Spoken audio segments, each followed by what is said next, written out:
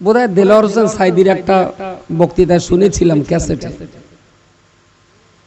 যে একজন রাজামশাই তিনি দেশের যত ভালো ভালো সুরকার আছে, ভালো মিষ্টি কণ্ঠে, এই কচি রাস্তায় কিরে এদিকে মনে হয় এদিকে,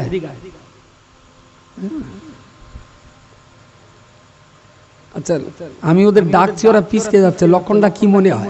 আপেল বলে মনে হয়? হ্যাঁ কচি ভিতরে আয় মনে হয়, এখানে এখানে এসে বস। যেটা বলছিলাম,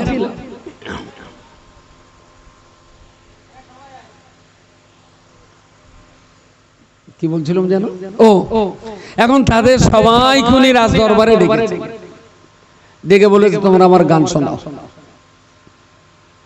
তো একজনের গান রাজামশাইয়ের খুব ভালো লেগেছে, ভীষণ ভালো লেগেছে। ভালো লাগলে বলছে তুমি আরো একটু শোনাও। আবার শুনিয়েছে, তো এত ভালো লেগেছে ওর, শুনে টুনে বলল আমার এই রাজত্বের 4 আনা পরিমাণ আমি তোমার দিয়ে দিলাম, তুমি আমার এই দরবারে থাকো, আর মাঝে মাঝে তুমি এই গান টান শুনিয়ে আমার একটু আনন্দ দেবে। ভালো, 2 দিন পরে আবার গান শুনিয়েছে, রাজা শুনতে চেয়েছে, শুনিয়েছে, বিরাট ভালো লেগেছে। তা বলেছে তোমার এই সোনা দানাগুলো দিয়ে দিলাম। এখন শুনে টুনে একটা টাইম হিসেব করে দেখা যাচ্ছে যে রাজার যে রাজত্ব সব তার দেওয়া হয়ে গেছে। রাজামশাই ফের বলেছে তুমি একটু গান শোনাও। তা বলছে কি দেবেন? তা বলছে ও আচ্ছা, তাহলে আমার যা যা দেওয়া সব তো দেওয়া হয়ে গেছে না? তা বলছে হ্যাঁ, আপনি তো রাজত্ব একবার 4 আনা, একবার 4 আনা, আর একবার 8 আনা দিয়ে তো পুরো আমার দিয়ে দিয়েছেন, আপনার তো আর কিচ্ছু নেই। সুতরাং গানা শুনতে হবে না, আমার এই পাওনা গন্ডাটা দেন, আমি বাড়ি যাই। যেহেতু রাজত্ব সব তো আপনার আর নেই, সব তো আমার দিয়ে ফেলেছেন, তো চেয়ারতে আপনি নেমে দাঁড়ান, আমি এখন রাজত্ব চালাই। রাজাও চিন্তায় পড়ে গেছে, তো সত্যি তো আমি আবেগে পড়ে ও একবার শুনিয়েছে, আর আমার মজাও লেগেছে। একবার 4 আনা দিছি, একবার সোনা দিছি, একবার জহরত দিচ্ছি, আর একবার 8 আনা দিছি, একবার 4 আনা দিচ্ছি, তাহলে সব তো শেষ, আমার তো আর কিচ্ছু নেই। ও তো চাচ্ছে আমি কি করো। রাজামশাই খানিকক্ষণ চুপচাপ থেকে বললেন শোনো, তুমি যখন গান শোনাচ্ছিলে না, আমার কানে তখন বিরাট শান্তি হচ্ছিল, তো তুমি আমার কানকে শান্তি দিয়েছো, আমিও পুরস্কার ঘোষণা করে তোমার কানে শান্তি দিয়েছি। বাকি যেখানকার মাল সেখানেই থাকবে, তুমি খালি হাতে বাড়ি যাও। কথা বলা যায় না? বলে তুমি যেরকম গান শুনিয়ে আমার কানে শান্তি দিয়েছো, আমিও ওই রকম পুরস্কার ঘোষণা করে তোমার কানে শান্তি দিয়েছি। বাকি জিনিস যেখানে আছে ওখানেই থাকবে, তুমি খালি হাতে বাড়ি যাও। অজনসিয়াত না, এ একটা কানে শান্তি পায় না। হুজুররা বলে শুনতেও বেশ ভালো লাগে, বাস যতকে আর ততকে পায়, বাকি কাজের কাজ কিচ্ছু। এই উত্তর চাঁদপুর গ্রামে কত পরিবারের বাস? মোটামুটি মুসলিম কত, এখানে হিন্দু আছে, কত পরিবারের বাস? এইটা তো 1400। আমি রান্নাঘর বলছি, রান্নাঘর করা, তার মানে পরিবার করা 600। 600 মানে তো অনেক বড় গ্রাম। আচ্ছা, এই 600 পরিবারের ভাই যেটা বলেছেন 1400 সম্ভবত ভোটার, তাই না? ভোটার। আচ্ছা, এই 600 পরিবারে 1400 ভোটার আছে, যারা আগামী 1 তারিখে রাজার পক্ষে ভোট দেবে। কে রাজা হবে না হবে, তার এরা রাজাও তৈরি করতে পারে, আর সে যোগ্যতা আছে। আচ্ছা, এই 1400 লোককে যদি 5টা কলমা পড়তে বলা হয়, কটা মুসলমান পারবে? 5টা কলমা 1300 লোক পারবে? কথা বলেন না কেন?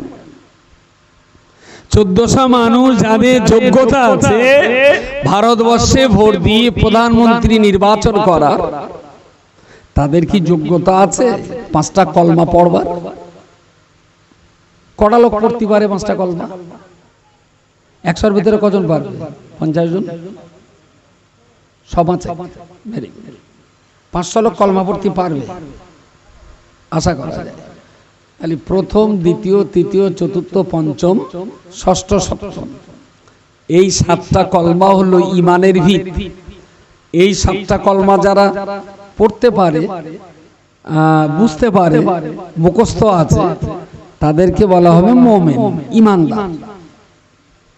পরের শর্ত হলো কলমা শুধু পড়লেই হবে না, কলমার মানেটা বুঝতে হবে। কলমার মানে বুঝতে হবে। লালগঞ্জি কোন ক্লাস পড়াবো? 5 আর আপনি 4? একটু দাঁড়াও, 5 না 4 দাও আমার দিকে, ওই প্যান্টটা একটু নাইর ওপরে বড়। বেশ, থ্যাংক ইউ সো মাচ। আমার দিকে সোজা হয়ে দাঁড়াও। বাহ, সুন্দর। তো যদি 1 গ্লাস পানি আনতে বলি, আনবে? কি বলেছে? ওইদিক ফেরে পানি আনবে? কি বলেছে? আনবে। Please give me a glass of water. Please give me a glass of water.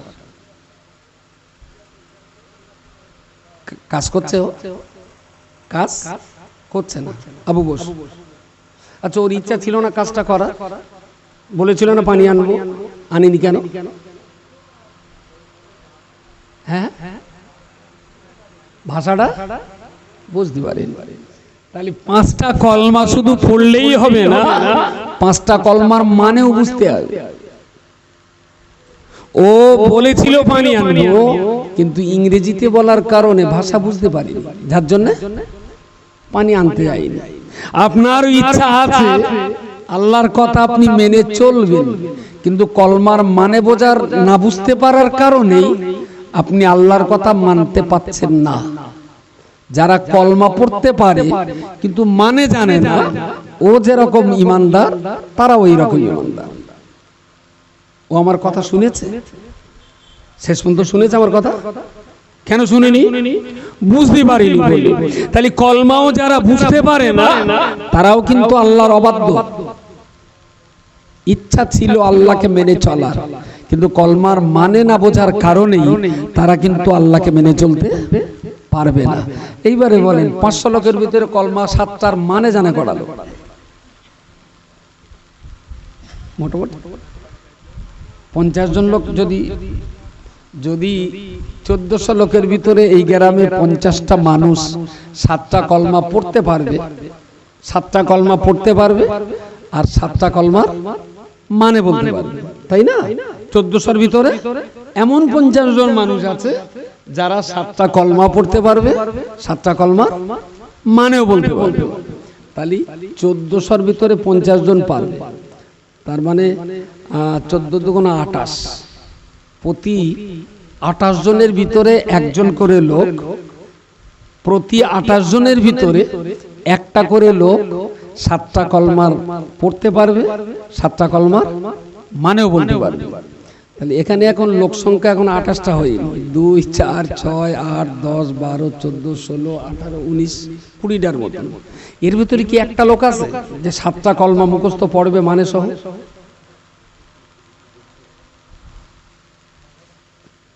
বলেন বলেন। গ্রামের ভালো লোক বলো অশুনতি আছে, যারা তুলনামূলক ধর্মপ্রেমিক তারা একটু অজমেসাত শোনে, আর যারা ধর্মপ্রেমিক না, আচ্ছা দোয়া করে, যারা ধর্মপ্রেমিক না তারা কিন্তু অজে আসে না। ধর্মের ব্যাপারে যারা ভালো লোক তারা একটু ধর্মে আসে। আচ্ছা, ভালো লোকের ভিতরে যদি 20টার ভিতরে একটা না পাওয়া যায়, তাহলে আগান বাগানে পাওয়া যাবে বলে মনে হয়? বলেন বলেন। আপনি 500 বলেছেন, আমি মেনে নিয়েছি। 50 বলেছেন, তাও মেনে নিয়েছি। এখন দুধের স্বরের ভেতর, দুধের স্বর, দুধ জাল দিয়ে নামিয়ে রাখলে না উপরে যে স্বর পড়ে, কি বলে? স্বর বলে। ওই স্বরের ভেতরতে বলে ঘি তৈরি হয়। এখন এটা হলো এই গ্রামের স্বর। ইতি যদি ঘি না পাওয়া যায়, তাহলে বাকি গ্রামের ভেতরে আর ঘি? টোটাল কুমুরপুর গ্রামে 10টা পাওয়া যাবে কিনা সন্দেহ আছে। উত্তর চাঁদপুরের 600 পরিবারে 7টা কলমা মুখস্থ পড়বেন আর সুন্দর করে তার মানে বলবেন। 1400 মানুষের ভিতরে 10টা মানুষ পাওয়া যাবে কিনা সন্দেহ আছে। আর কলমা যা পড়বে, ও কলমা যদি এরকম কবরস্থানে গিয়ে পড়ে, তাহলে ওই কবরের মুর্দা আবার ঠেলে ওঠার ভয় আছে। লা ইলাহা ইল্লাল্লাহু মুহাম্মাদুর রাসূলুল্লাহ, এই কলমাটা শুদ্ধ করে পড়তে গেলে মিনিমাম 3 মাস কোন না কোন ইমাম, কোন না কোন হাফেজ বা মাওলানা বা মাদ্রাসার ছাত্র হলেও হবে, অন্তত 3টে মাস তার কাছে সময় দিতে হবে। তারপরে কলমাটা শুদ্ধ হবে। বাকি আপনারা শুনে শুনে যা কলমা পড়ছেন, ঘোড়ার ডিম একটাও শুদ্ধ হবে না। যা কলমা পড়ে লা ইলাহা ইল্লাল্লাহ মুহাম্মাদুর রাসূলুল্লাহ, বুঝতে পারেন? ও কলমা যদি জিবরাইল শোনে, জিবরাইলের হার্ট অ্যাটাক করবে যে আমি যে কলমা এনেছি আরে পড়তেছটা কি। আসলে দ্বীনের এই ব্যাপারগুলোতে আমাদের কোনো সাধনা নেই, কোনো চেষ্টাও নেই, কোনো ইচ্ছাও নেই, উন্নতির ব্যাপারে কোনো পদক্ষেপও নেই। ইচ্ছা ছিল বলে মাটির বাড়িটা আজকে পাকা হয়ে গেছে, ইচ্ছা ছিল বলে 5 কাঠা জমি এখন 5 বিঘে হয়ে গেছে, ইচ্ছা ছিল বলে ভ্যানওয়ালাটা এখন টাটা সুমো চালাচ্ছে। 30 বছর আগে যে লোকটা মাটিতে শুতেন, এখন সে লোকটা খাটে শুচ্ছে। 30 বছর আগে যে লোকটা খালি পায়ে ঈদের নামাজ পড়তে হতো, ঈদের দিনে জুতো জুড়তো না, সেই লোকটা এখন বাটা কোম্পানির শু পরে তালপুকুরে হাটে বেড়াচ্ছে। কিন্তু 30 বছর আগেও ভদ্রলোক কলমা জানতো না, আজও জানে না।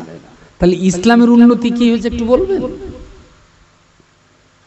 মুসলমানের খাবার স্টাইল পাল্টেছে, জামার স্টাইল পাল্টেছে, বাড়ি ঘরের স্টাইল পরিবর্তন হয়েছে, জুতো অনেক নামি দামি হয়েছে। কিন্তু ইসলামের যে দুর্দশা 30 বছর আগেও যা ছিল আজও তাই আছে, আজও তাই আছে। আসলে দ্বীনের এই ব্যাপারগুলো ডেভেলপমেন্টের জন্য, উন্নয়নের জন্য যে প্ল্যান পরিকল্পনা লাগে, এই ব্যাপারে গ্রামে কোনো পরিকল্পনা নেই, কোনো প্ল্যান। যার যেমন ইচ্ছা সে তেমন চলছে। এতে হয় কি যে সমাজ ব্যবস্থা যতদিন যাবে তত আরো খারাপের দিকেই যাবে। এখন মনে করুন আপনি এখান থেকে নদীর টাকিতে গেলে নদী পাবেন, নদীতে উঠে নৌকায় বসে যদি হাল টানবেন না, দাঁড়ও পাবেন না, চুপচাপ যদি বসে থাকেন, নৌকার গ্রাফিনটা তুলে দিয়ে, তাহলে নৌকা কোন দিকে যাবে? কোন দিকে? যেদিকে স্রোত সেই দিকে যাবে। আর যদি চুপচাপ বসে আছেন, আপনি টাকি থেকে নৌকায় উঠলেন, আপনার ইচ্ছা আছে যাবেন তারাগুনিয়ায়, তারাগুনিয়া গ্রামটাও নদীর ধারে, কিন্তু তখন ভাটা চলছে, বড় নদীর দিকে যাচ্ছে। এখন তারাগুনিয়ে যাওয়ার নিয়ত করে ভাটার সময় যদি নৌকায় উঠে চুপচাপ বসে থাকেন, নৌকা কোথায় যাবে? সন্দেশখালী যাবে, বঙ্গোপসাগরে যাবে। এইবারে যদি বর্তমান সমাজের স্রোতটা আপনি একবার দেখেন, যে মুসলিম সমাজের স্রোতটা কোন দিকে? স্রোত, মুসলিম সমাজের স্রোত